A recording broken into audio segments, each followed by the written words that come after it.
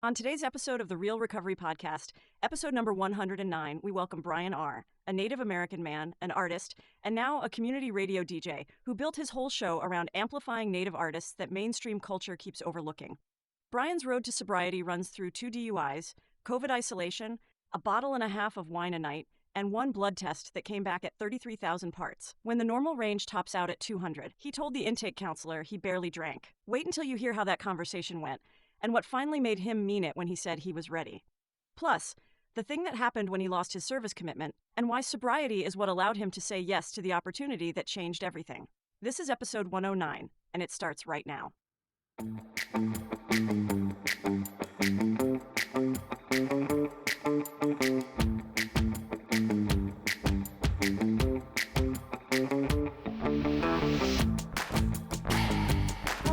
Welcome to the Real Recovery Podcast.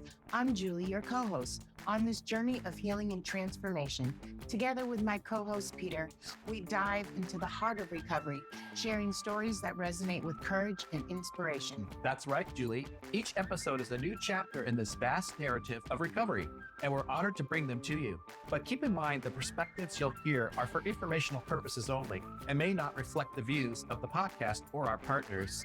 Indeed, while these conversations can be a powerful part of your recovery toolkit, they are not substitute for professional medical advice.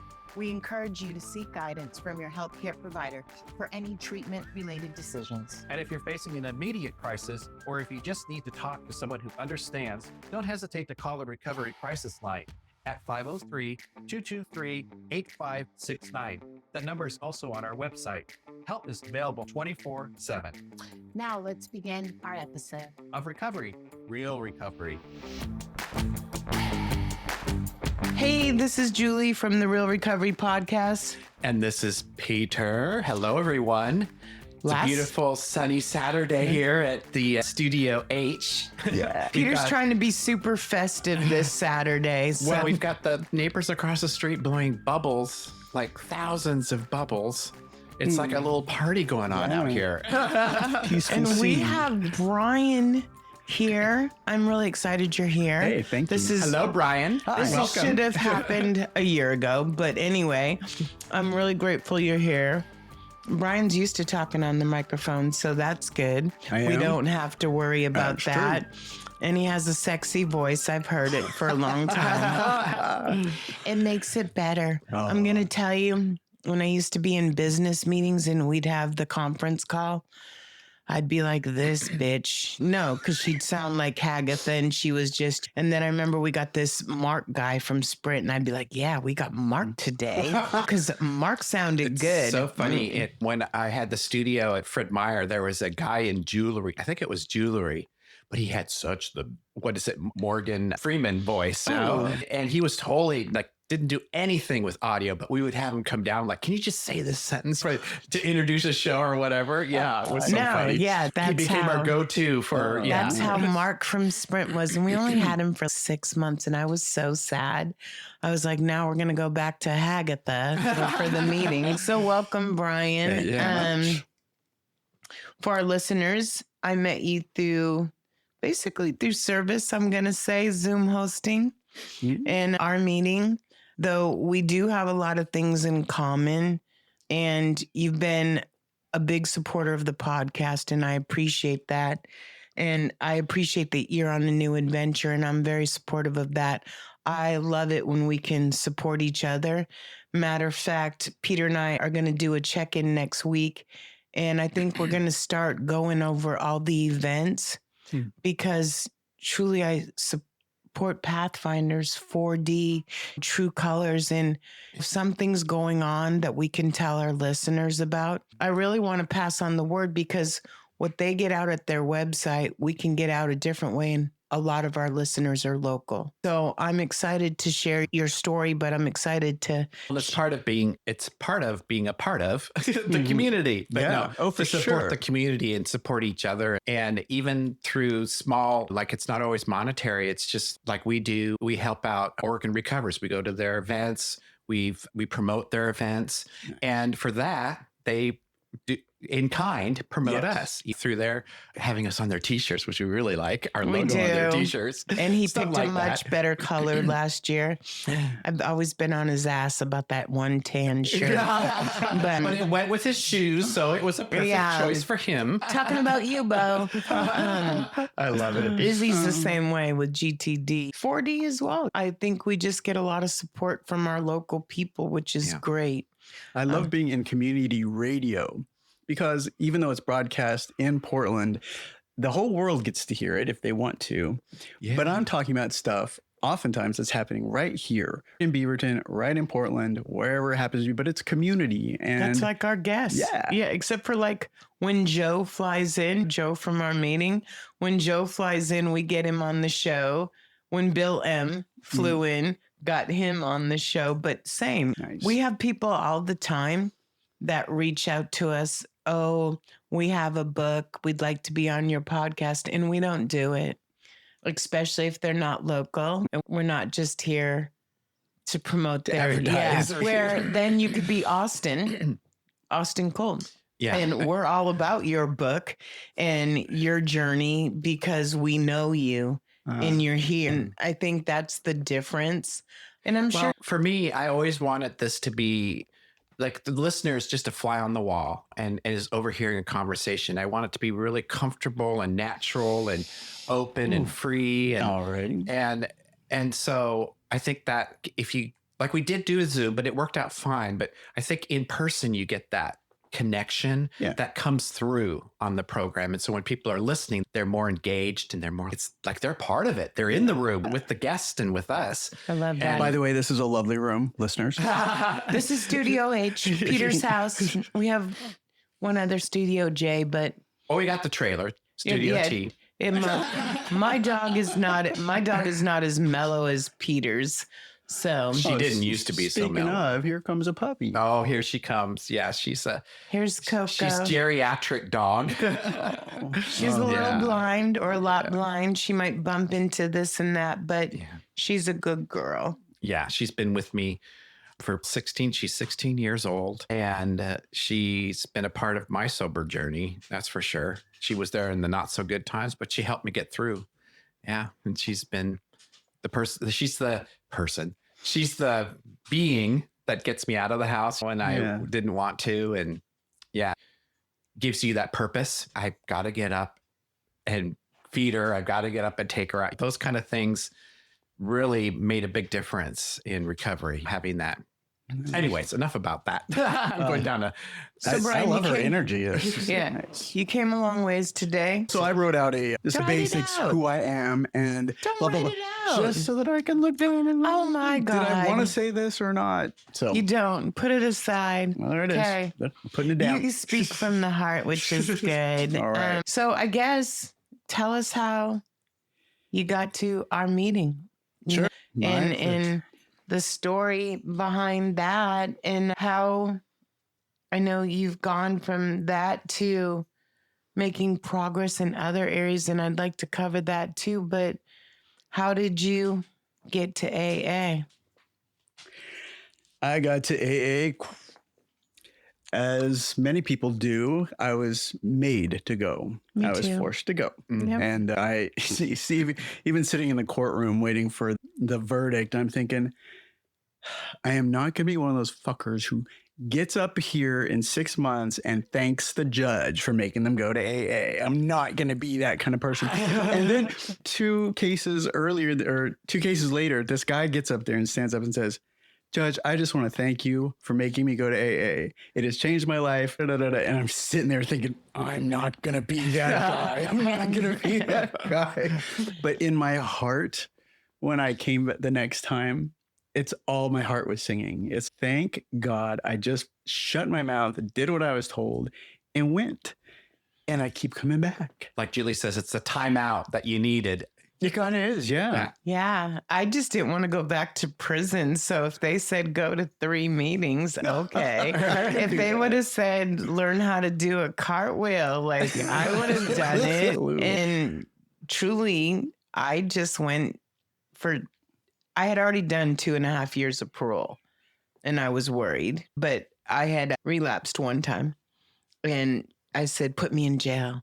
Just go ahead, put me in jail. I don't want to be high again. I didn't like it, which I didn't. It lasted for one time only. I don't know how to explain it, and she's like, Julie, you're one of my most successful cases. I'm not going to put you in jail. And I'm like, and she's, but how about we go through treatment again? And I was like, okay. And so whatever it takes. Yeah. So I went through treatment again, and the lady in treatment said, you got to go to meetings and you got to stay there. But I actually think you might make it. And I swear to God, like she called the parole officer that day because I had a check-in and she's, you have to go to 3 meetings a week. And I'm like they tag teamed, you know what I'm saying? Idea come from? And she gave me a slip to get signed. And I never cheated on the signatures. I know a lot of people do, but I did not. Good for you. Yeah. I was ordered to go to 10. And I said, I'm going to impress the hell out of my You're like me, overachiever. intensive outpatient counselor. And I'm like, I'm going to do 30 and I'm going to get each time signed. And I did. I had a little blurb that I would send out to the folks in the meeting, whoever was the host. My name is Brian. I was ordered to do 10 meetings, but I'm going to do 30, blah, blah, blah, blah, blah. Please sign this. And so I did my 30. And I think I was in the cohort of the IOP folks I was with, about a dozen people. I was one of the more, I took it seriously. Like I knew that this is my chance to keep having an actual life and not be in prison, or have an actual life, not be dead. Yeah. For those who don't know, IOP, I talk about it all the time, I'm just telling them. I say it all the time too, thinking and assuming people know, but it's intensive outpatient.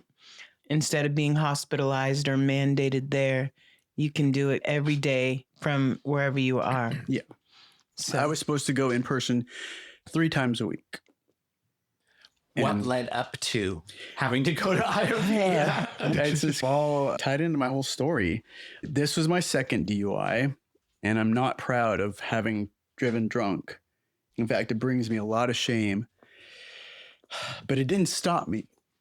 And you're not alone. And one of the statistics they throw out in intensive outpatient is 88 times somebody drives before they get stopped. Wow. 88 times. I didn't know that. And this was my 3rd, maybe 4th stop by a police officer for just doing something wrong. I didn't stop at a stop sign. It's not like I was doing crazy stuff. And it was something that it was a California stop, basically. But you weren't in California. But I wasn't in California. I was in Beaverton at midnight. Oh, in Beaverton, no less. 11:59 is when all the paperwork was signed for, me being stopped. And in Beaverton, you're wrong already, because unlike Portland, where there's a lot of people out at midnight, Beaverton is pretty normal. Yeah. And so it's not as active. Kind of a bedroom community, yeah. It is. Yeah. I grew up in Beaverton. Okay. So I went to Sunset. So oh shoot. Just down the road. Only just down the road. And I never fucked off in Beaverton. Like I've been in a lot of jails around here in prison, but not in Washington County, because my mom lived there and I was more scared of her than the police. I really was. I got to see both of them that night. They took me to the Beaverton City Jail and then transferred me over to Hillsborough. And I don't know if that's a county jail, Washington County. I have no idea, but I got to see 2 places. It is county, and restitution centers there too, across from the jail. I always pictured like the drunk tank being, I don't know, like a tank. It was just a room with a TV and thank God a water fountain and a bathroom. So let me tell you, the Justice Center downtown, it's so much. Really like how it is on TV, and and there is no bathroom in the holding cell. You got to knock, and they have to come get you. So be grateful for Washington County. Every time I used the bathroom, I was so grateful that I wasn't having to do it in front of other people. I actually had to in the jail in Seattle, jail in Phoenix. God, I've been to jail too many times. I was Once gonna is say, too many. I'm gonna say you're one up on me. I've never been in jail out of Oregon, so there you go. Okay. I'm sure they all operate the same. They really do. The one in Arizona was hot and humid, and it was like 12 guys packed into one room, half this size. No, there might have been a binge, but it was horrible. It was hellacious. I'm glad I'm not doing that anymore. I'm glad you're not either. I had my very first drink, probably just sips of beer and wine like most kids do from their parents. And I was like, what? That is so gross. Like, why would you drink this? This is so disgusting. And then I think my parents were having a party and my mom was making like a punch bowl drink for everybody. And I think it was a margarita. I'm not sure, but it was delicious. So delicious. And I saw the look on my mom's face when I was like, she's like, nope. She took it away. But that kind of put the crack in the door of maybe it's not all bad. By the time I was 16, I was like a good boy going to church and hanging out with the church crowd. And one of my friends, a girl, just, let's go to a party. Let's go to this party. There's college people having a party. I was like, ooh, college people. Okay, let's go. I fell for that one too. And we get there and they're playing. Drinking games are fun for me. Because I love games. I like board games. I like card games. And I walk in this room and they're bouncing this quarter into a cup. Scores. And I'm like, this is brilliant. Can I tell you the drunkest I've ever been, ever, either freshman or sophomore year at Portland State. And I was really good at the quarters game. And I kept making people drink, No, but because I did it so much, they ganged up on me. And I couldn't hang because I wasn't used to drinking. And I had to crawl up the stairs. I remember this vividly. I had to crawl up the stairs. I cut my knee.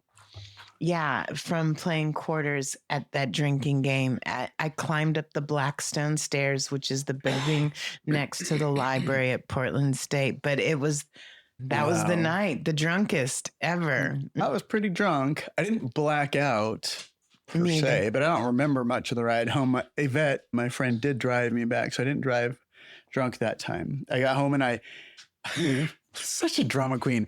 I get out a bowl from like the mom's big bowl cupboard and I sit down in the middle of the kitchen floor and I hurl. And miss the bowl like on my brand new suede jacket. And I can't remember if I wrote this note before or right after, but I woke up sometime about 4 or 5 in the morning and nobody had come downstairs yet. And so I think that's when I wrote out this note. Mom and Dad, I went out last night. I got drunk for the first time. I'm really sorry. Please don't wake me up. Oh, how It's like I knew already back then, I'm going to be a bear if they wake me up. This will be hell.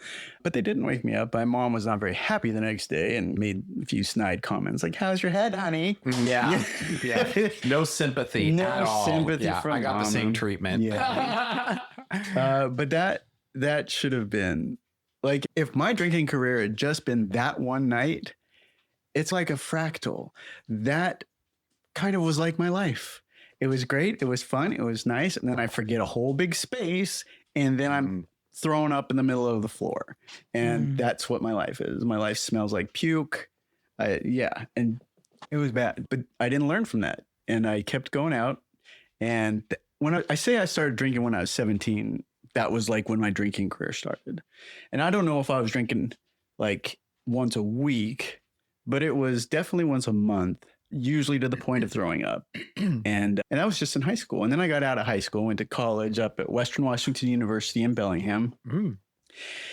And the drinking age in Canada is 19 and the border of Canada is 22 miles from Bellingham. And I was like, sign me up. I was My up daughter there told every me weekend. at 19. Oh, yeah. I used to make that trek from Seattle, but yes. Yeah, for sure. Where you lived in Seattle as well? Bainbridge Island. Okay. Yeah. All right.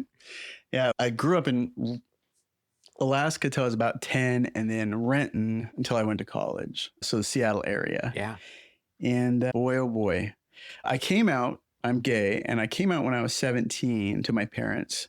And The whole being gay just adds another layer of complexity to your life, but also to the drinking like world, because our society had been oppressed to the point of men having just to meet in establishments that they'd established, and almost a secret where no street people would come. That's where you went to meet people. Absolutely. There was no meetup.com. So I stood in the alleyway. Yeah, with my let me tell you, friends, that's Smoking cigarettes. I'm going to tell you that swiping shit now, though, is out of control. Yes. Seriously, like a lot of the guys now, when they come into the rooms, they're like, I have to get off the app.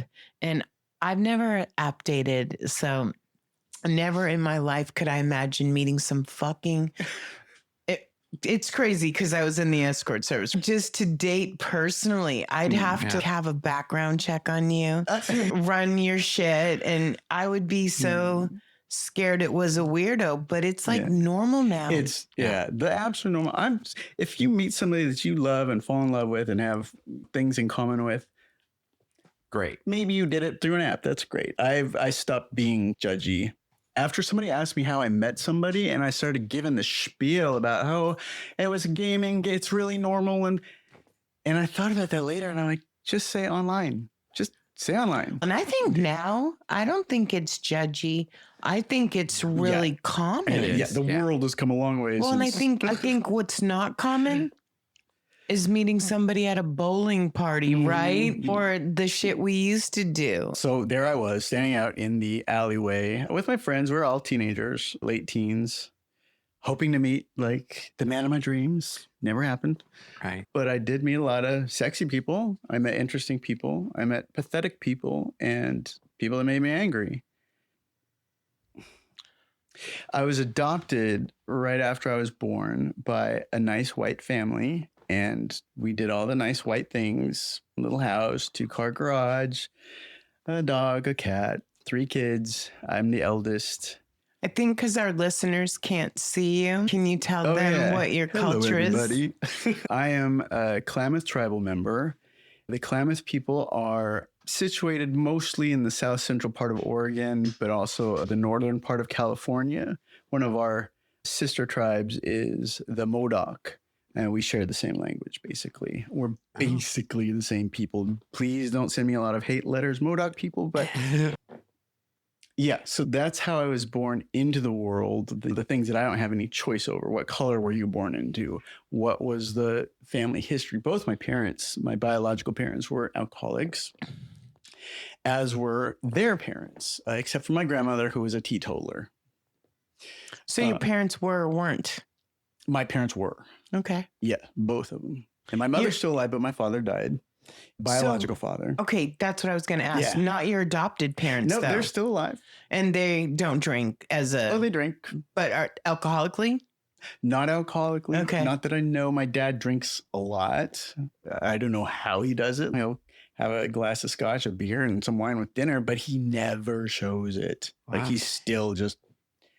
Yeah, but your birth parents were... But my birth parents were, I never got to meet my birth father. He had died before I had contacted my birth family. And then I was so glad that my mother still drank because... It made sense. Awesome. Yeah, no. And we had some really great times drinking and shooting things. And so the adoptive family that I grew up with is the nice little picket fence family. But mother's family is like a ranch. And rounding up the cows, and father's family was the reservation. So a lot of rural, a lot of reservation, a lot of rural stuff on the biological side, but a lot of suburbia on my adoptive side. Must be a little bit of culture shock going back and forth. A little bit, yeah. A little bit. Drinking was not a problem for me until it started to become a problem, and then it just got worse.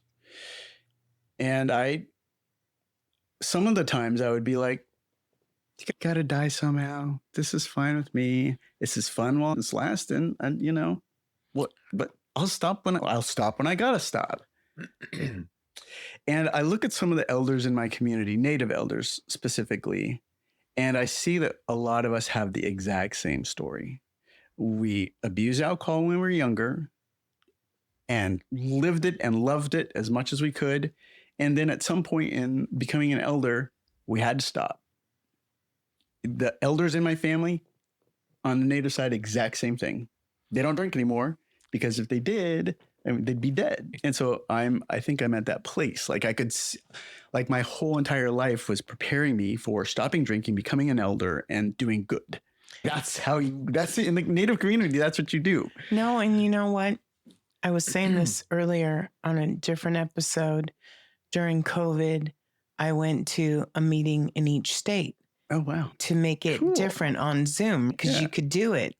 And meetings on Zoom weren't 90% as popular as they are now until COVID. So I went to Alabama, which was an experience, but then I went to Alaska. And so that was 2019, so 7 years ago. So I'm still 20 plus years sober. And I say that and they're like, you would have thought like I said I came from the Statue of Liberty because the most sobriety in that room, it was not much. 5 years was like 10 decades in that room.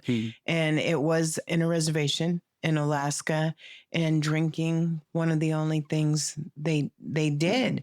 And I was surprised, but it is very common. Very common. Very. And I don't mean that's the Native journey. That was my journey that I see reflected in a lot of elders. If you are young and Native and not drinking, God, please don't start. Good for you. And please don't start. Yeah. I graduated with a degree in French in 1995. Bonjour, monsieur. Bonjour. Je parle français très bien. Ben, c'est super. Je suis allé à une séance au Québec. Je suis allé aussi à l'Université de Montréal. I love it. I'm not that good, but I had to take it in Catholic school. And my favoriteest thing, because you couldn't swear, I'm in Catholic school. But when I cussed you out, I would tell you, sucre paki ouf, go suck raw eggs. And that's, so I would all the time, I'd be like, sucre paki ouf. And they'd be like, and I'd be like, suck raw eggs. Yeah. Crazy. Oh my God. I missed that insult. Go suck an egg. Yeah. I will say that.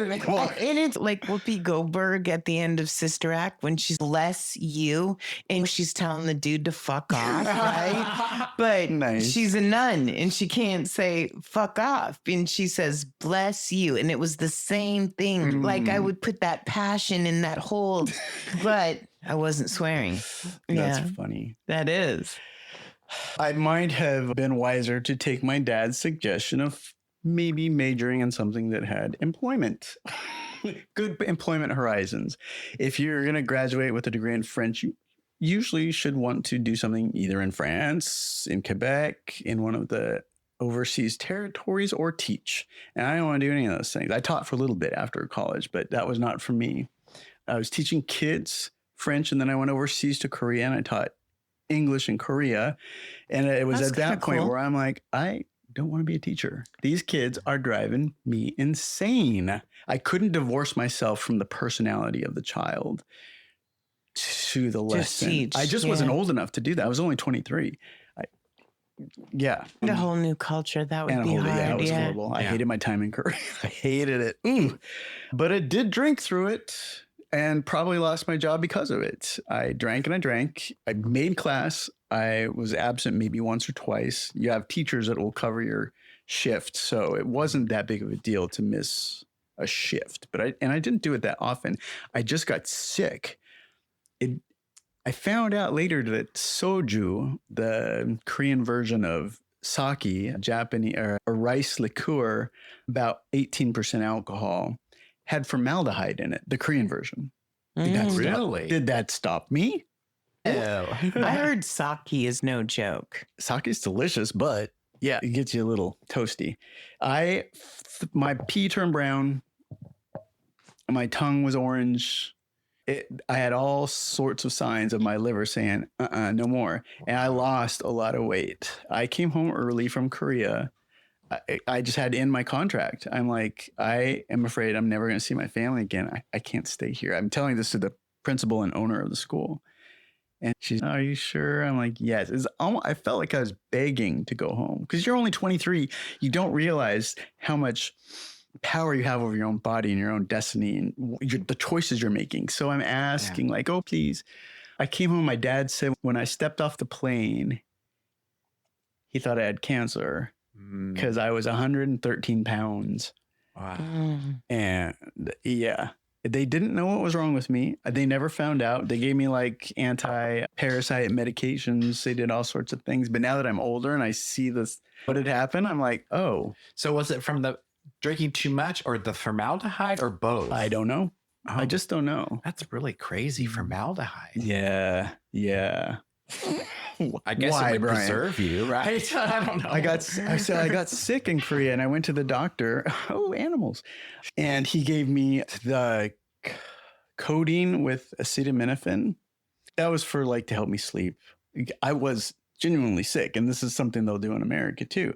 The codeine cough syrup, the codeine, but it had acetaminophen in it. Cotylenol. Yeah. That's what it was.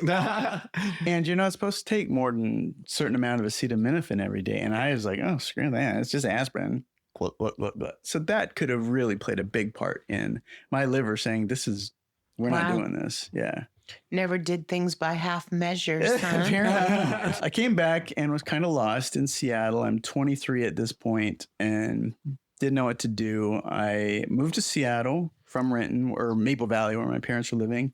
And I got an apartment. I got a nice little corporate job downtown Seattle, working for the owners of KUBE and the Supersonics, and half the billboards in the area is under one company. Love that. Still a crime that the Supersonics are in Oklahoma. Oh my God, I know. It's like one of the top 3 basketball crimes of a lifetime. Ray Allen, I'm just saying, really? Yeah, like just wrong. Oh, I'm sorry about your non-knowledge, but we're both sitting here going, what are you talking about? Go back to speaking French. I understood that better. For good listeners, the Seattle Sonics were in Seattle. This was an NBA team, by the way, NBA for our younger team. viewers. The Oklahoma money team, a conglomerate from Oklahoma, bought them and moved them almost illegally to Oklahoma, which is the Oklahoma Thunder now. And Seattle sued Oklahoma for taking their team. And at the time, Ray Allen, who played Jesus Shuttlesworth in the movie He Got Game with Denzel Washington, was on the team. Huh. Who won a championship with my Celtics. So there you go. I have Bring it all home. I have been schooled. It's either the Duke Blue Devils or the Boston Celtics. But anyway, no. So I worked for them. The company how that owned them. lucky. It was pretty cool. I would have been in fucking heaven. I was in the accounting department and just like a junior paper pusher. But did you get free tickets? Yeah. See, right there. Barry and Ginger Ackerley were the owners of that company. And one night they couldn't go to the game. They didn't want to go. And they just left it at the front desk. Apparently nobody else was going to take it. So I got to sit in the owners of the Supersonics. Wow. Seats. That's And watch a game. It was great. I think that their son, who was the president of the company, had me in on my first day and asked me a bunch of, for my interview, and asked me a bunch of questions about basketball. I'm like, I don't know. No. And I think what he was doing was weeding out the people who just wanted to work for the company. Because of the basketball, the me's. And then the people, the me's, and then the people who like just want to do their job. And I would have been so distracted. He stood up at the end. He's like, thank you. Welcome aboard. And I'm like, oh, okay. I said no to all your questions, but all right. I'm glad. Wow. I think it's like, they don't want you to be a stalker. You know what I'm saying? Looking up people's files in the... Exactly. And I would maybe be tempted to do something like that. No, not you, Julie. I think I would be distracted and I'd have to like the team. For me, if I didn't like the team, I couldn't do it. My heart would have to be, when it comes to sports, my heart would have to be in it. Yeah.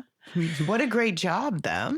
It did afford me the kind of perspective on my life that I wasn't going to have if I worked like at a movie theater, or because we were on the 40th floor of the Rainier Tower, and that was the top floor back. It's that building in Seattle that goes Yeah. love that building. It Because was it's always really like, cool. how does it stay up?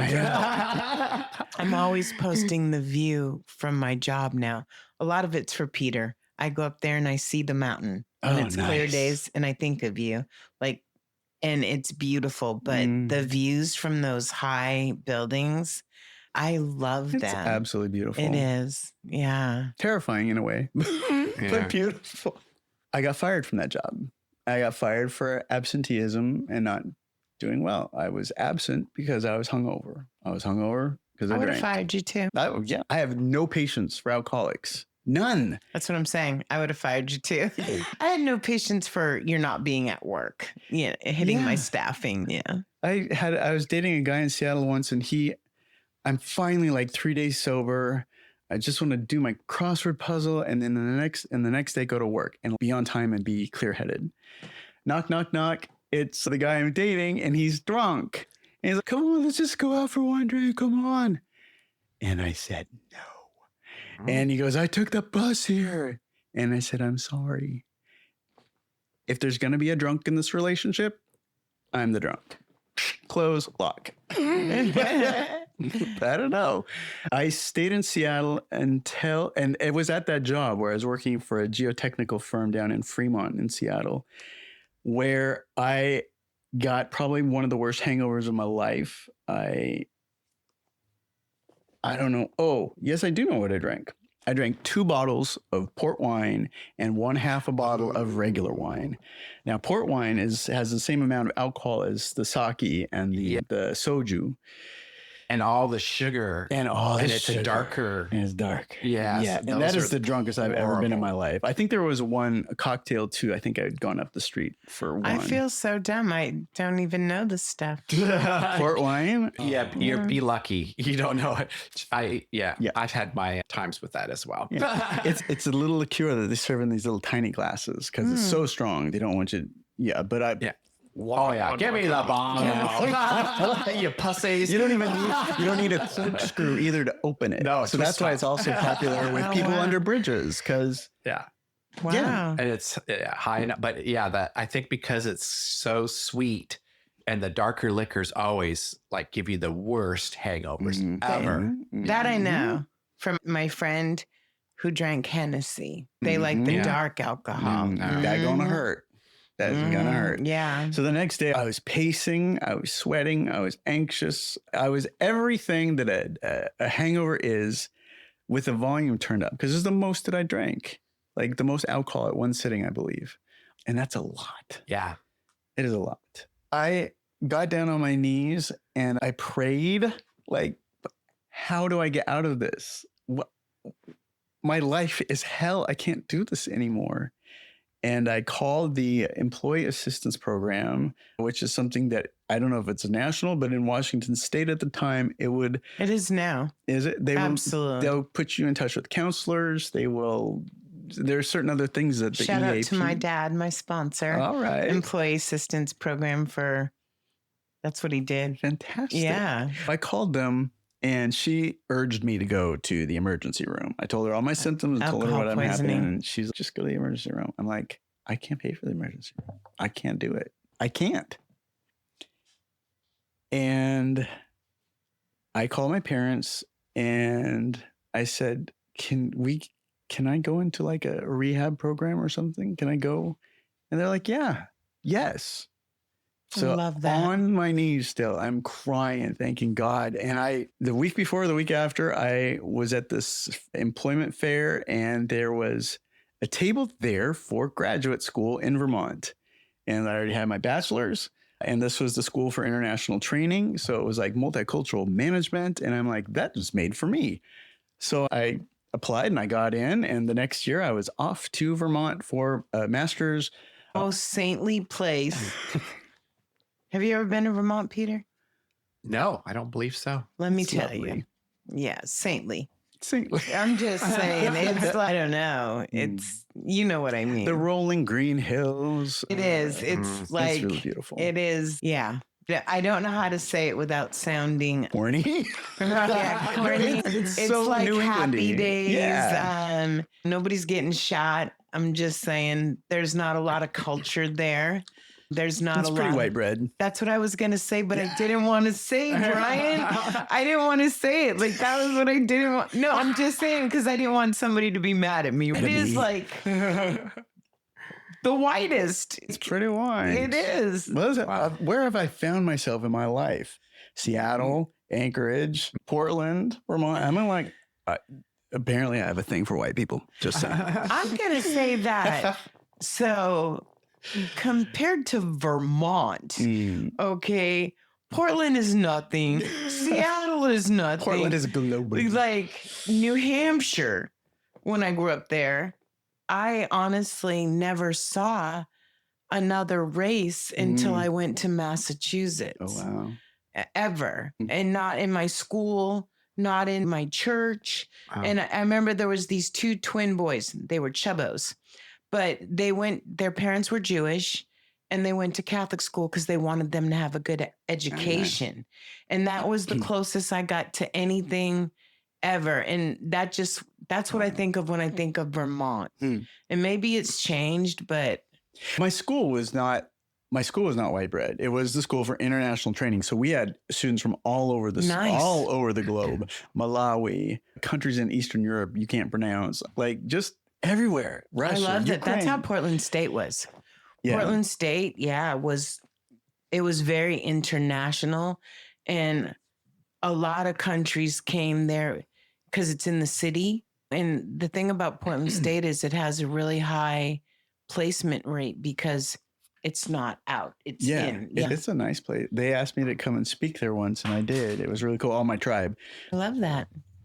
The program in Vermont was nice. It lasted only a year, and I came back. And while I was there, I had met this guy named Eric, and through mutual friends, and he lived in Seattle. I moved back to Seattle after Vermont, and I moved in with Eric, and we have been together for 24 years. Wow, that's me and Justin. Awesome. And Justin's got a dad who was born the same year I did. It has not been like perfect. So for one of our listeners, Justin is so lucky to have met Peter. That was for you, Izzy. Yeah. Come on. Yeah. I always say Peter is so lucky to meet Justin because I loved Peter, right? Like with all my heart instantly. It doesn't happen like that much in my life. Usually I'm judging you. I'm being honest. But then I met Justin and I was like. He has put up with a lot, as you might imagine, because he's been with me throughout the whole journey. And I think that's why I admire him so much. Yeah. And I admire that you're still together. I just want to say from my world where relationships for me, not like this is easy. I'm loyal. You know that. I'm solid this way, but like the other way is very hard. So I really admire it. I admire it because I would be out the door. Like with some bullshit that went down, I'd be like, yeah. I'm being honest. It's a program of honesty, but I think that's why I admire his marriage. I admire this. When you can stay with somebody and go through it's not all fucking white picket fences and roses. No. But look in my brain it is. That's I don't want to be there. What's your anniversary? You don't mind me asking. May 2000. Oh, nice. Yeah. Did you celebrate the day you guys met? Yeah, we've been married and not married several times just because of the laws and all the bullshit that we've had to go through. Yeah. Right, so it's like we get to pick our anniversaries. Yeah. And so that's how we do it. So you do May 2000. Yeah. Nice. Yeah. Ours is August 22nd, 2001. Just a couple weeks before 9/11, I was in Vermont when that happened. We're pulling out of the train station because I took the train from New York City up to Brattleboro.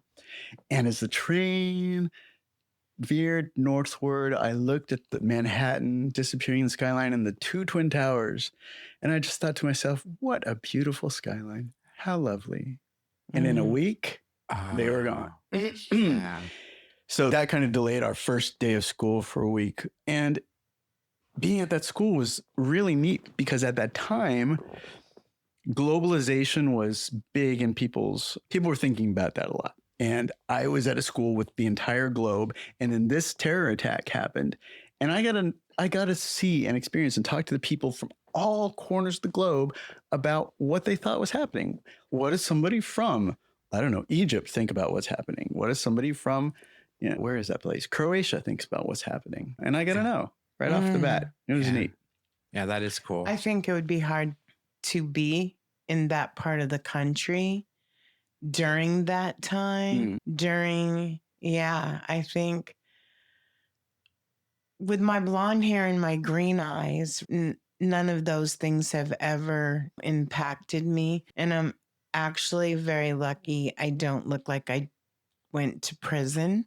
But I think I saw it at the school and I saw it other places where it was very impactful. And I can imagine being in Vermont and being from out of the country.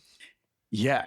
Or even just being brown. And I'm not a dark brown. I'm a light brown. And it's March. Because I've got my winter pale on, turned up to 10. Me too.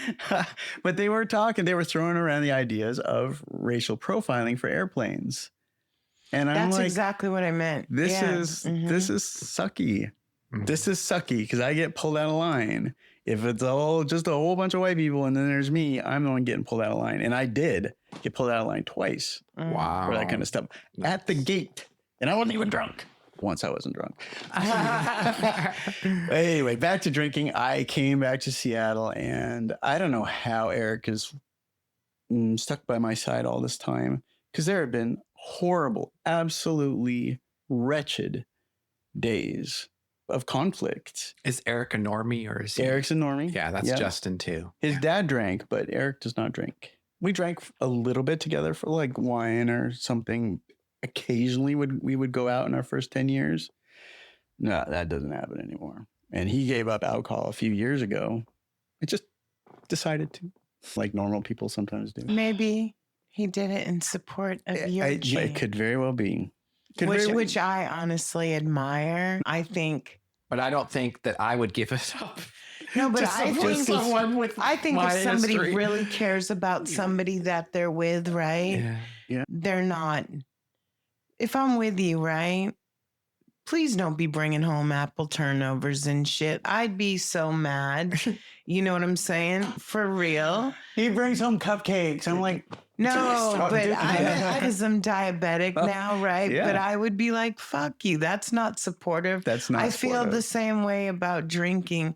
If you're going to be around someone who's not drinking, be supportive. If you need to go have a night with your friends, but not around your person.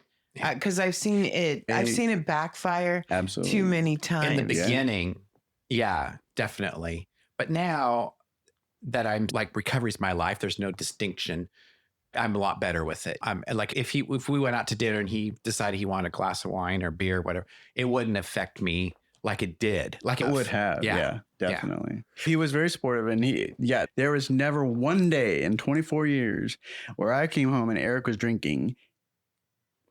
You can put a period there, but if he were drinking, I would automatically join in. Absolutely. There's never been a time where Eric's been drunk and I haven't. And so I got back on the roller coaster. Like the roller coaster of life took me back up to the top of the mountain after I got out of grad school. And then I just coasted down, watching everything fall down around me, losing friends, losing jobs. And it's all because I was drinking. I'm a fun, happy drunk a lot of the times. But I am not a fun, happy, hungover person. I am distant. I am short-tempered. You're sick. I'm sick. Yeah. If I'm hungover. And a lot of my life, regretfully, was spent hungover. I regret certain things in the past. The AA promise, we will not regret the past. I still have things that I regret. But the second part of that promise is... Or let's see, we will not regret past or shut the door. Shut the door on it. Or regret. Yeah. I'm going to tell you, I'm wiser. I have regrets. Did I wish I did this differently or that differently? But there's but who you are sober is not who you are drunk. Okay. Period. And You can't change it. So why focus on it? All you can do is do better today or do the next right thing. I know personally the thing that I have cause in a lot of it. You know what I'm saying? You're drinking, you can put to the cause. But for me, the thing that I had a problem with the most was the child thing. You know, what happened to me as a child. I didn't have any wrong in that. And that one, to this day, you know what I'm saying? I think when you can do something to a child that's innocent, I think that to me is the biggest one off. But like my shit going to prison and stuff, I so deserved that. Not for what I got caught, for the things I didn't, truly. And I think the same with the drinking and the driving and stuff. All the things you didn't get caught for compared to the thing you did. You know what I'm saying? I shouldn't be here today. Of all of them. That's what I'm saying. Yeah. So except for that, but I do think I don't have any shame in it anymore because I'm not that person. Does that make sense? Yeah, absolutely. It took me a long time to get there, though. A long time. Quite there, but I'll get there. You will.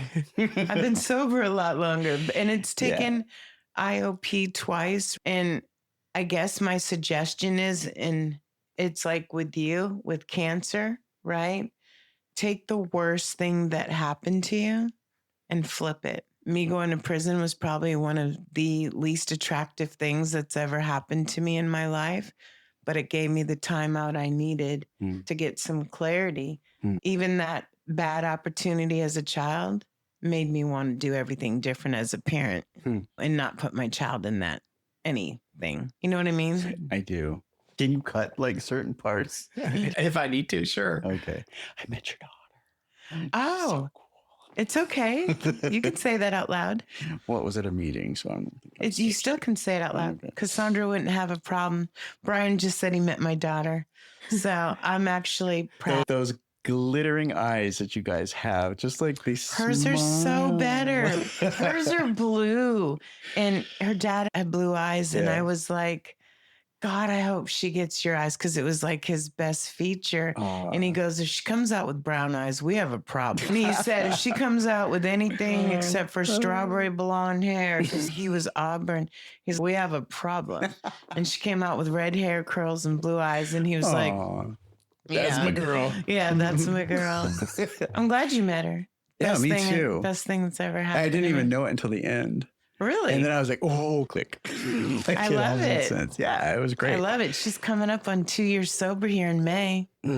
Blessing. What a blessing. It is a blessing. And I think growing up in AA, being around my sponsor, who's like her grandfather, Peter, just always being in AA, that when I said she was hungover for 6 days and she was using my shower. And I was like, why are you using my shower? And she said, I've already used all the hot water at my house and at the clubhouse at our place. And I was like, so now you want to use mine? She's like, it's the only thing that makes me feel better. And I was like, girl, you might have alcohol poisoning. And basically that's like overdosing. And she said, that's what clicked, is when I said it, overdosing, because her dad died of an overdose. And I think those were the words. And, you know, you can die from alcohol poisoning too. Yeah. Those kids who don't understand that, and they go to Europe for the first time and chug-a-lug, which happened on my trip when I was 18. A girl chug-a-lug to have a bottle of vodka. She had to stay in France to get her stomach pumped. Oh, well, not that bad. My daughter almost died the first time she drank too. Oh, no. She drank one time in high school, and she didn't, because she hadn't been a drinker. She was taking straight shots, and then she blacked out and got sick, and they thought she was gonna. Yeah. Boy. I didn't know this. I didn't know this until 2 years ago. I didn't think she drank in high school, but she only drank once. I guess that what cured her for years. Yeah. Wow. We don't tell our parents everything, do we? I thought so. I know. So you were spiraling. So I was spiraling. Let's get you to go the other way. We had to go through a couple more bumps first. In 2008, I got my first DUI, and I'm trying to remember where I got pulled over. Oh, yeah. 2008 was a real shitty year for me. A lot of people in my family died. If you count pets, 5 people in my family died. Or 5 members of my family. The pets would be the worst for The me. pets were bad. It was bad. And so this was number 3. I believe it was number 3. It might have been number 4. It was my grandfather. He had just passed, and I went down to a bar called Changes in Seattle. And yeah, it's a real friendly place. I mean, it's nice. Obviously, if Peter's going, yeah. It's kind of like a bar and grill. This is not like crazy action going on. It's just a nice place to play pool, hang out, and go out on the back porch and chat with your friends. But I had gone for the sole purpose of bereaving my grandfather, and you do that properly, obviously, by getting shit-faced. And so I got, I don't know how many shots or this and that. And I'm telling the bartender all my story. And can you believe it's the 3rd person in my family's died? Blah, blah, blah, blah. And then finally he cut me off. And was like, I can make you coffee. I'm like, nope, see you. I took a taxi home. I lived in 90th and Aurora. I took a taxi home and then got my partner's keys off the counter and got in the car and drove up to the casino 55 blocks north and played. Oh, no, I didn't. I wanted to play Pai Gow, but on the way I sped and a cop sitting by the graveyard was like, whoa. So I drove all the way from, I think that was around 100th to 146th because the Seattle city line stopped at 145th. So I thought, whoa, boy, Duke's a hazard if I go over the city line. Yeah, that's wrong, folks. Yeah. Just curious, what time of night? It was about 1 a.m. So the other one was at 12. I'm just saying. Yeah, don't be out alone driving. No, I'm just saying nothing good happens after midnight. Dangerous out on the road. It really is. I woke up the next morning in jail and got my phone call and called Eric, and he was obviously livid and probably disappointed and probably scared himself. I probably scared him. I never thought about this until just now. Like, I probably scared him. I had to give him my license and I was fine with that. Seattle, take a bus. You can get around just fine in Seattle without a car. Portland too. Yeah, I was fine with that. Not Vermont. Not Just Vermont. It did limit me quite a bit. But I honestly took that as a lesson. Like, what does God want me to focus on? It's obviously not something in Kansas because I'm going to drive over to Kansas. Lord knows I'm not going to fly there. So what is in Seattle? So I just was like cool with not driving. My son graduated in he was born in 1997, but he graduated in 2016. And when he was 18, we decided to move to Atlanta, Eric and me. So we moved to Atlanta where he was from. He's from South Georgia, but he had gone to college at Emory and Georgia Tech. And I thought of this as a new starting over. I thought this is going to be a new city, new friends, Geological new job, move. Geo move. Yeah. But guess what the asshole was who poured off the plane? This one. And well, I say I wanted to make a big change and say I wanted to get a restart and made somewhat of an effort to do that. It was the same old thing. Yeah. I lived across the street from a store that was specializing in wine from around the world. So every day after work, I'd stop in and get a new bottle from a new place and come home. And My geographical was to Chicago, where hard liquor was sold in every bodega. In the basement, at the ground floor of the building that I lived in, you could just go down there, get whatever you wanted. It was like you didn't ever have to leave the building. Oh, that would be dangerous for me. Oh, it was so dangerous. Yeah. So I thought I was putting the brakes on me, the 2008. But so 2016, starting over in Atlanta, we only lasted there a year until we moved south to his family's place near Albany, Georgia. And Eric fell into a deep depression, really bad. And I stayed with him for a year. Or should I say he put up with my drinking for a year? Like, where is it? But after a year out in rural Georgia, I said, I'm not doing this anymore. I got to go back to the Pacific Northwest. It's where my blood is from. And it's where the ideas that people in general out in public express to me, they're better than the ideas I'm hearing here. Because there is a lot of good old boy stuff down in rural Georgia. And I missed my more open Pacific Northwest. Yeah. So I moved back. Eric stayed and I moved to Portland And I think it was fine. No, I think Portland, we got to hear a speech last year, but I loved hearing in Oregon, we just want you to be able to be whoever you want to be. I like that. Me too. And I don't care what you are. I just want you to be comfortable to be whoever you want to be. I don't like labels, any kind of label. I don't mind having the recovery label, but I'm just saying I don't want to be this, that, or the other thing. But I just think every person has the right to be whoever they want to be. It shouldn't be like that in other places. I know Miss Lindsay talks about growing up and how hard it was to be him. You know, I felt like that around my mom and probably from growing up in New Hampshire. There was no Black people. I don't remember there being any gay people, and it wasn't the norm or comfortable. Where in Oregon you can be, you know what I'm saying? I think that's a priceless thing that people don't realize. It is a real big draw for this part of the country. Yeah, I absolutely love it. Going back to Seattle for me was like starting over. So I said, Portland. I was born in Oregon. My parents were raised in Newburgh. A lot of my life has been tied to Oregon because we'd always come down here and see my grandparents. So I'm comfortable moving to Portland. I said, well, that's what I'm going to do. I can still drive 3 hours north and see mom and dad. I can still drive 3 hours south and see bio family. Good for you. Yeah, now. We lived in our little yellow house right off Aurora for 12 years before we started all this upheaval. And I'd been back in Portland a few months, and Eric said, I'm coming. I said, okay. 2 days later than I thought. I think I met you when you were here by yourself at first. Really? I think so. I bet it was 2018 though. Did you go to our meeting yet? No. Okay, then no. I still had a few years of getting my head screwed on straight or research. Yeah, plummeting to the bottom of my well.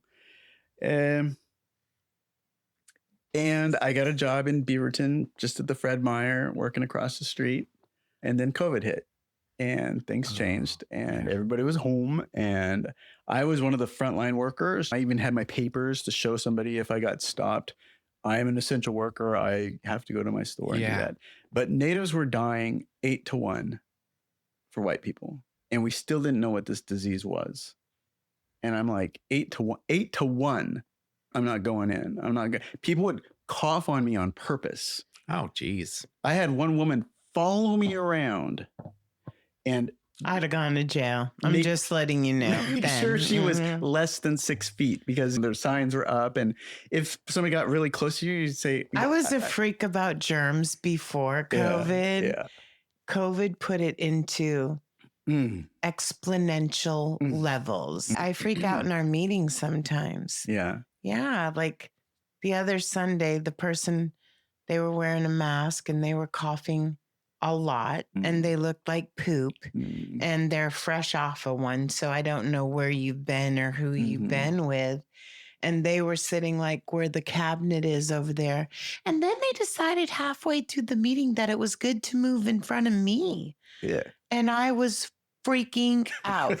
And I'm like to my sponsor and I'm like trying to hide. But yeah, so I can understand and respect your stance, though. That would be hard. I was not having it. So, and if I need to get another cashier job, I can do that. But I didn't have much retirement fund saved away at Fred Meyer. So I'm like, I'm not going back in. I'm not doing it.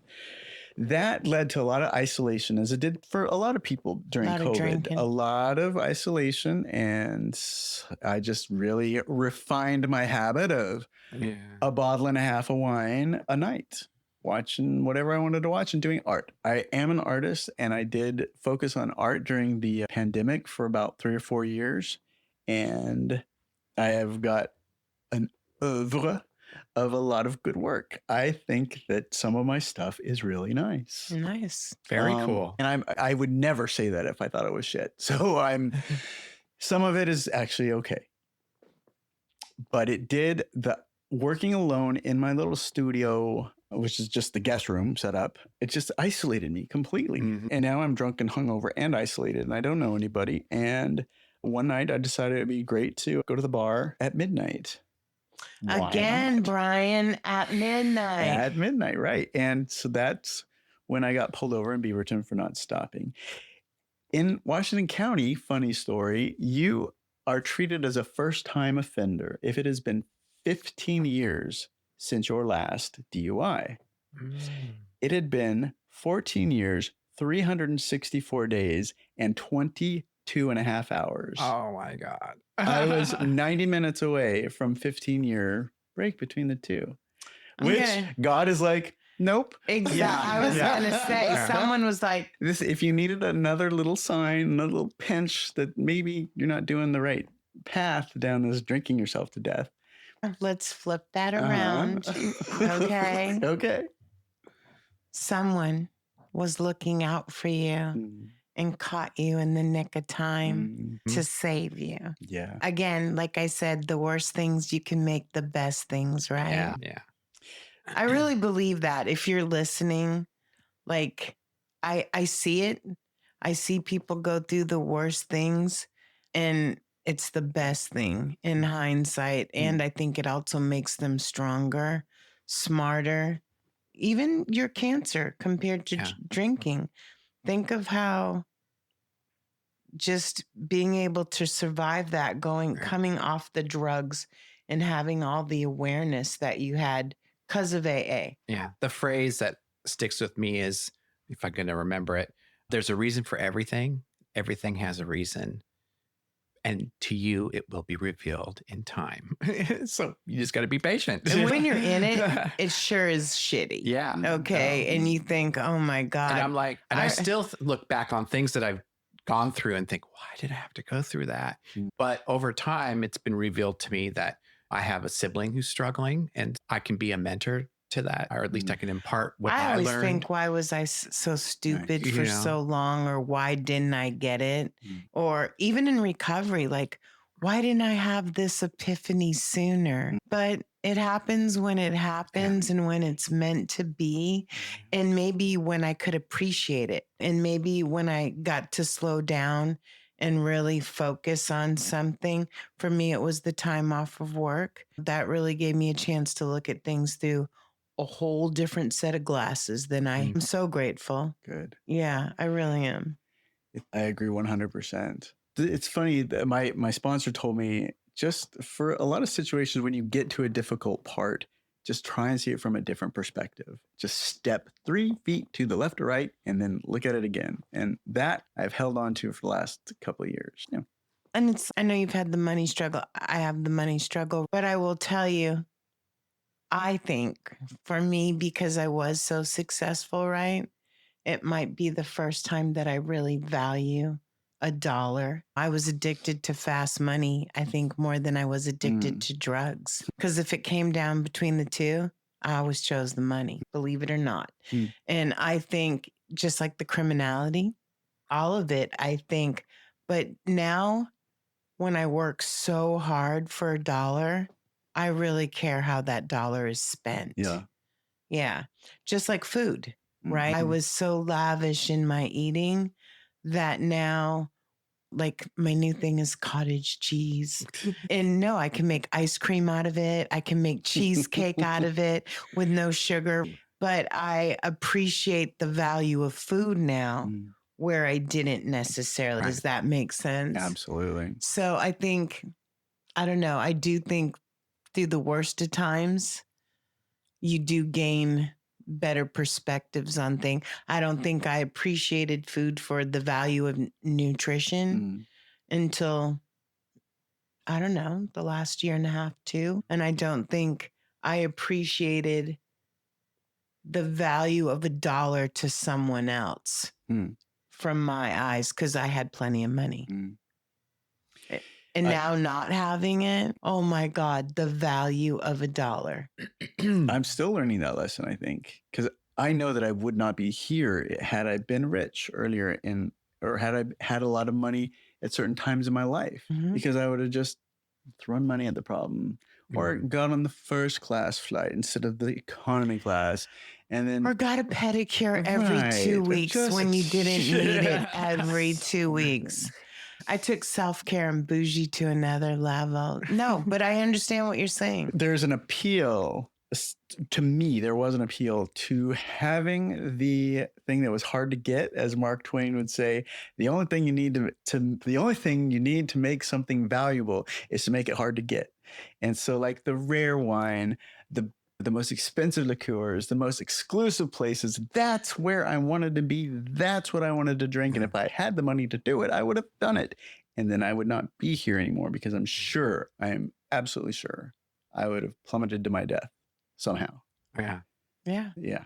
With that DUI, the last one or I'm assuming it's the last. Yes, one. only two. Thank God. But so that was like okay, I got to do something. Or did you need more research after that? No, I didn't. Yeah, I did, because I didn't get my court date.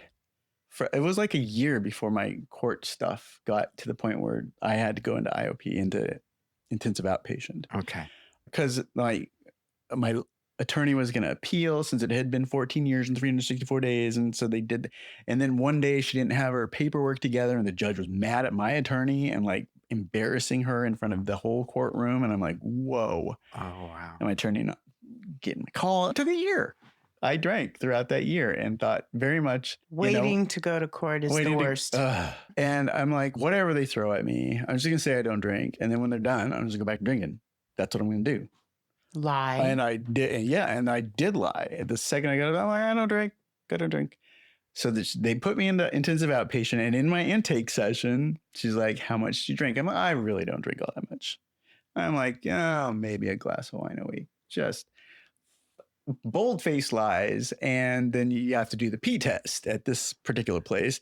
And I came back the next week, which is where she's going to assign to me the program of my intensive outpatient. It can be either 1 day or 2 days or 3 days or however many. And you got 5. I got 3. Yeah. And I'm going to start you out at 3 days. It can go up to 4 or 5, but I think we'll start at 3. It was going to be 1. But the results came back.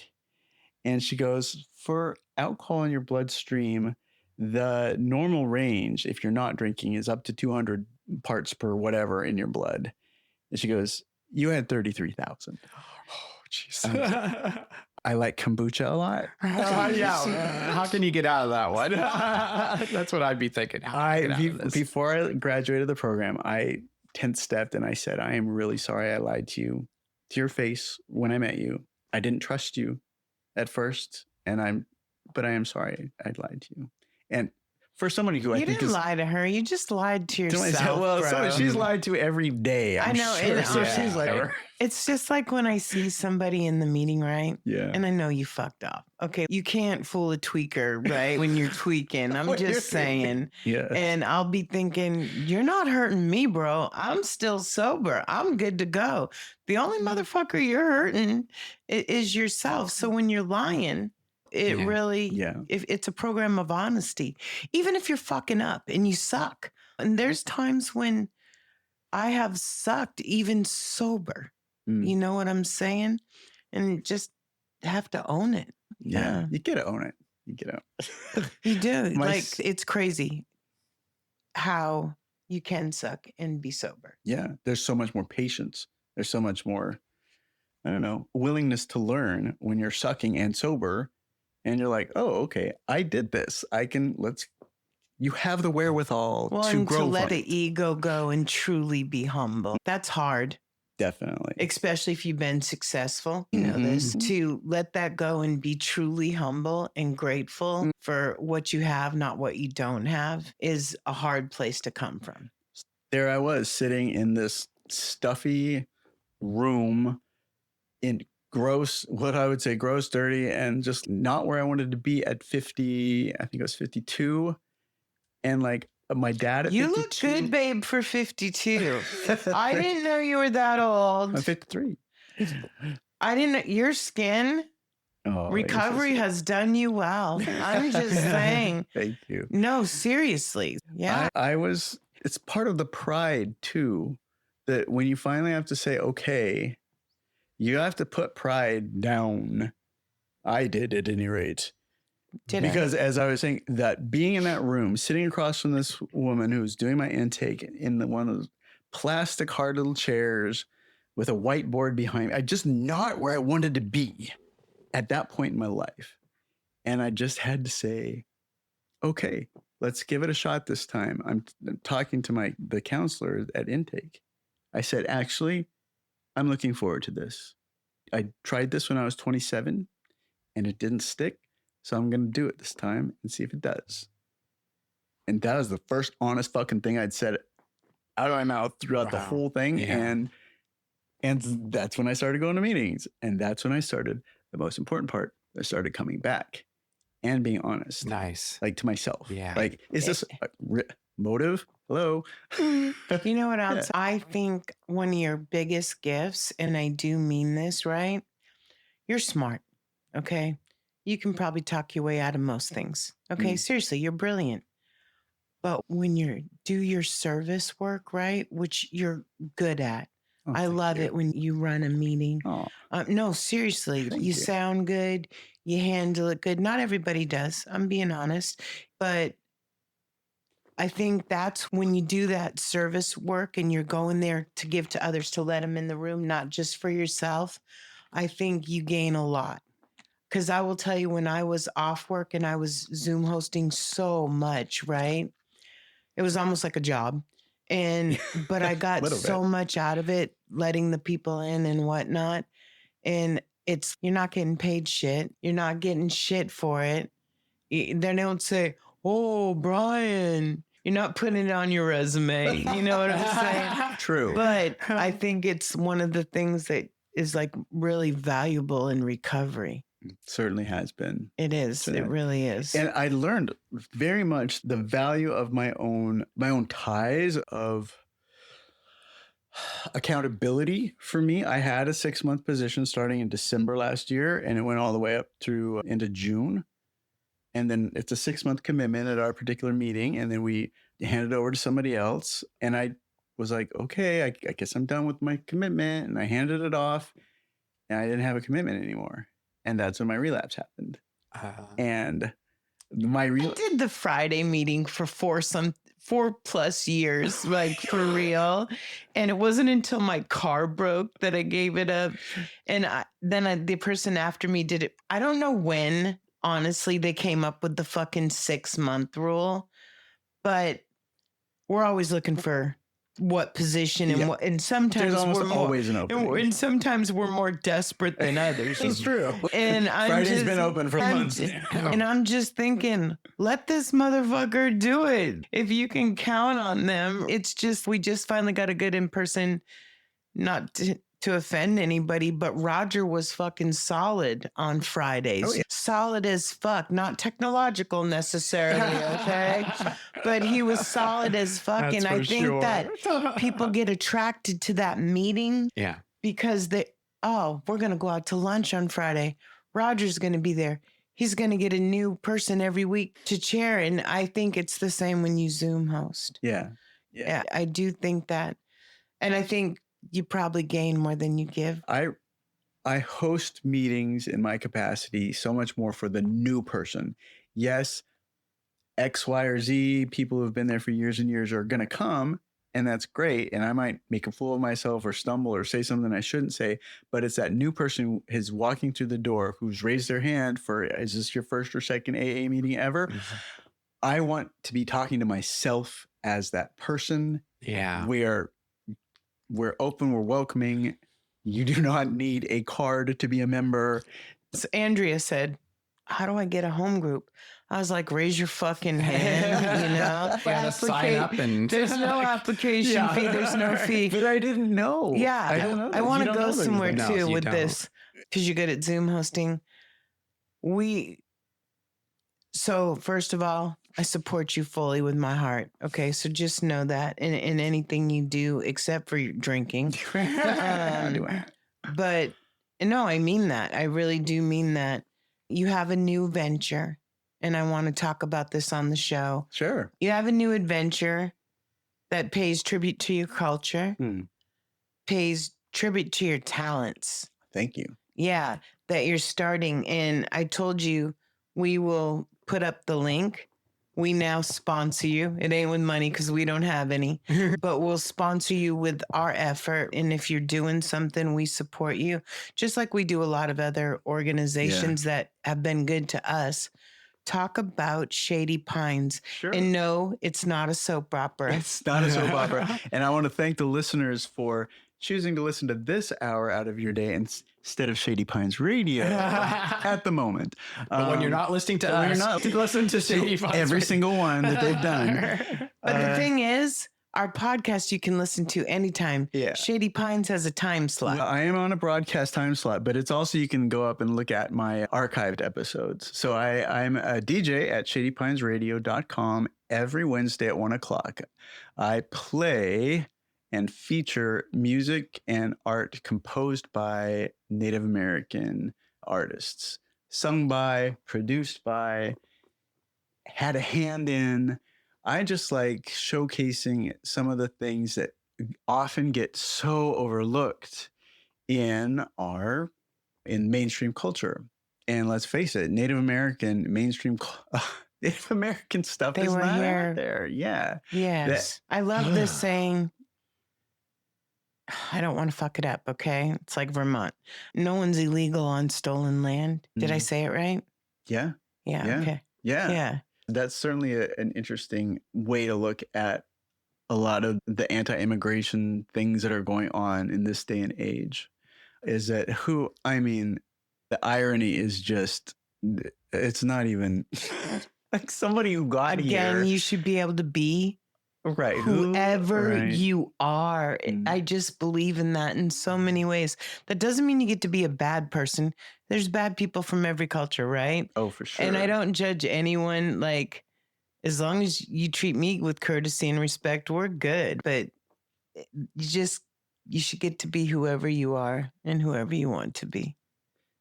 The organization that I started after getting back from Vermont was called the Northwest Two-Spirit Society.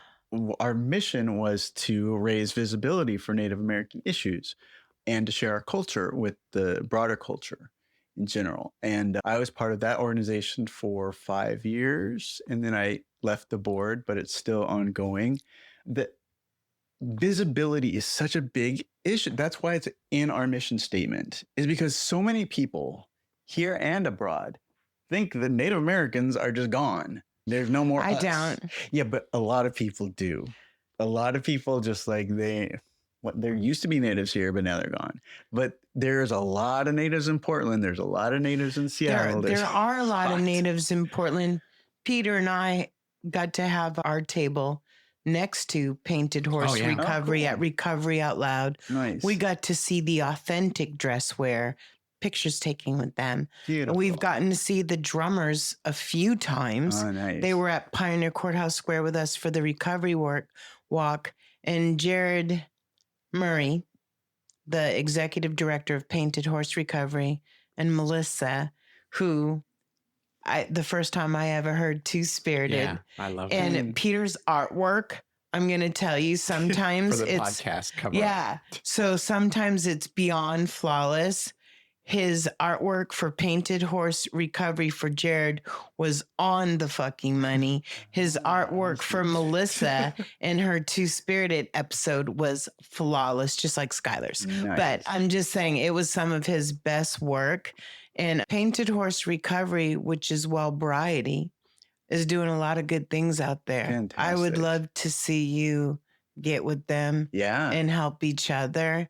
I see Jared doing. Is this something that you started that you're doing on your own, or is this through a radio station or? Oh, the show? Yeah. That's through the radio station. Can you make your mic? Yeah. Sorry. That's through the radio station. And one of our friends in AA invited me to go to an open mic and perform. And I was like, yes, let's do it. And I wanted to get him up on stage with me and do a duet. And Is it somebody I know? Oh, yeah. Okay. And he canceled at the last minute. And that was a real bummer because I had practiced. And so I showed up anyway. And I love that. they're like, okay, first up, we've got this warm up band. And then Rainforth, you're up next. What does it say in baseball? You're on deck. You're on deck. That's it. All you had to do was bring it to sports, right? And I was like, oh shit, I have to go second. And this person made it seem like there was going to be maybe half a dozen like small little coffee shop. This was like packed. There had to be 100 people in the room. And I love that. I get up on stage and I play my piece. It's a piano piece that I composed when I was 16. And it was so nerve-wracking, but I'm glad I did it. I'm glad I just got to share this piece of music that I just been playing for myself and my family for whatever 53 minus 16 is. And they called me in August. They had put out a request for show ideas and for anybody who had participated in any of the last live performances that they'd done. And I submitted my idea, which was a show, as I've described, featuring Native artists and composers. And they picked me, and I get to do my awesome show. And I was so thrilled. And let me run this back. Because of it. And you meeting this person and them asking you to go to an open mic. Here you are with this radio show. God is so good. God is good. God is good. My sobriety has prepared me to say yes to things that before I would have had to say no. I would have had to say no because I was hung over or I knew I wouldn't be able to make it. Or scared. Or scared. Yeah. Yeah. Like a podcast. They're still scared. They're still like a podcast. It's like when you said that, I was like, is there anything you want to do? We were here in this house. Peter was in the kitchen. I was standing right there. And he's, I'd like to do my own podcast. And I was like, oh, I want to do that. And he's, what would we name it? I was like, we can share real stories of recovery. And I was like, we can call it the Real Recovery Podcast. No, in a month, Peter has the website designed. Like I was on it. And had we not met through my sponsor, going to an AA meeting, me wanting to check out. He came to me this is when I was still going to ECAC, and he comes to me and goes, oh, Peter, you've got to meet this gal. She was a madam, and she's so much fun. And she went on and on. I'm like, okay. So here's my view on that. My sponsor, who is heartbroken that I got this big job and I'm not able to go to every meeting with him and do all these fun things, take him to Robin's house. And he said, I'm going with Peter. And then I heard Peter and I'm like, who the fuck is Peter? And not knowing Peter's married, has his own house. I just want to make sure my sponsor's okay. And whoever Peter is. Who is this man? Exactly. So then I'm off on a Friday and he says he's going to come get me with Peter. And I'm like, I'm going to check out this motherfucker. And I loved Peter the first day I met him. We had been siblings for 20 years. Life. Yeah, it was amazing. I love it. Again, though, my point... Through AA? Through AA or through sobriety, through and recovery. How do we come to AA? Through our rock bottoms. It is. And I want people to know that like shit might be shit right now, but it doesn't have to be. And I like you say you're not where you want to be. Okay. I wasn't where I pictured myself. I'm 60 years old. Okay. And I honestly expected to be where I was 3 years ago, running a division of a company, being the boss. Okay. And I'm not. Okay. And I make half of what I used to make. And it's okay. It's okay. My recovery's there's been different levels of it during sober this long, but my recovery's at 5 stars. Nice. 5 stars. Okay. My healing is at 5 stars. So financially, I might not be where I want to be. And employment wise, I think I'm where I'm supposed to be. Grateful for where I'm at, which I always wasn't. Does that make sense at all? Absolutely. But yeah, no. So don't judge everything by, you know what I'm saying? I think the best is yet to come. Oh, I do. Peter and I are going to be on the Drew Barrymore show, or Oprah's going to call us for a segment. It just hasn't happened yet. I think in our 3rd or 4th year, seriously, by the time I retire, we're going to be at a town near you. Yeah. I hope so. I really hope so. You'll be on a radio show pretty soon. Yeah, I love that. I love that. I love that with my blonde hair and my green eyes, right? Yeah. I agree with you. Living life through the lens of gratitude. It's like where I feel I'm meant to be. If I have 2 pennies and a cardboard box as my house, but I'm grateful for it. And I could live in a cardboard box with 2 pennies if I'm grateful. And if you're sober, I think that's the other thing. I don't think if you're not sober, what are you really going to have? Even if you have it all, what are you really going to have? Yeah. I'm just saying. And I think there's also a difference. And I'm going to quote Barry again. I don't know why he's in my head today, but there is a difference between sobriety and recovery. Okay. And just being sober, because I've been there. I've been there in my life where I was just sober. And I will tell you when I first... dry, you were on fire. Flammable. Or you're flammable. Flammable. I love that. I love that phrase. Yeah. So I do think there is absolutely a difference. And my hope is if you're sober, you can get to recovery. And if you're using, you can get fucking sober so you can get to recovery. Yeah. It takes time. Yeah. It takes falling down, and not necessarily in areas. You know what I'm saying? How much more grateful are you this year than you were last year? Yeah. And it's different for everybody. There's no exactly. There's no one size shoe that's going to fit. It's different for everybody. Absolutely. And as we've talked to up to 107 different You're 108 episodes now. I'm 108. Yeah. Maybe 109. We've done 3 in 2 days. I'm just saying, I don't know. Every single one is unique. Yeah. Is unique. Every single one is unique. But the end results are very similar. Yeah. As are a lot of the downward spirals are quite similar. Was very similar. And so the common thread that we've seen through everyone, and it's not like we pick and choose people who are successful. This is just how it is. People, if you could just listen to these stories and look for the similarities to you, and then look at what they did, follow what they did. And there's a common denominator. And I realized this, I think it was like after 80 something episodes. Okay. But there is a common denominator in every recovery story. You don't just wing it and, I'm recovered. Okay, I'm being honest. Okay. And if you are, okay, I don't know you. Yeah. I don't know. But no, every single one that we've had on has a program, practice, built a foundation around them, like you're saying. And what everybody's foundation is different. Like me and Jared are 2 different individuals, but we're the same. When this grown man came in and said some things that happened to him in his childhood, I was bawling, but I was so grateful when he said it. It helped me process memories that they were fresh, because he's episode 27.